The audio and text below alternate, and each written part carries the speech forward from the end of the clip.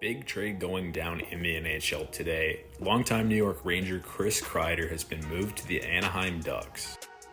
The full trade is that the Anaheim Ducks acquire Chris Kreider with no salary retention and a 4th-round pick, while the New York Rangers acquire prospect Kreider Terrence and Toronto's 2025 3rd-round pick. On Anaheim's side of the deal, they acquired Chris Kreider, who is a veteran forward, 34 years old. He's a really good net front player. He kills penalties. He's got decent speed still. He can provide some physicality and leadership to this young squad. He's got 2 more seasons at a $6.5 million cap hit.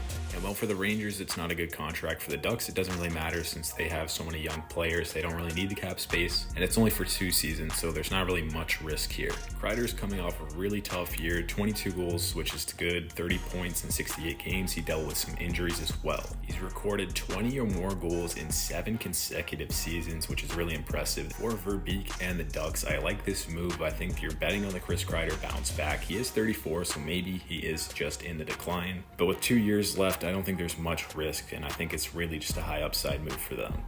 For the Rangers, losing a longtime player like Kreider, who, he's been the heart and soul of that team for many years now, it's really, really sad to see. But New York's in difficult times right now, and they need to clear up some money, so getting that $6.5 million off the table is huge for them.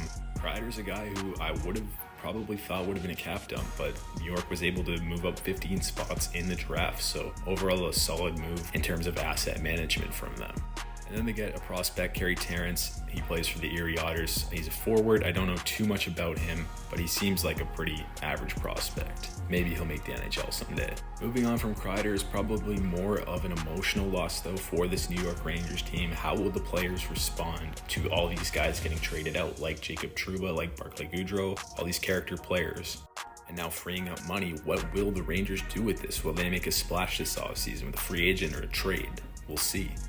Overall, I think it's a win-win deal. I think Anaheim, you're betting on the bounce back from Kreider, and there's not much risk involved for them. And then for the Rangers, you clear up the cap space, and hopefully you can do good with that additional room.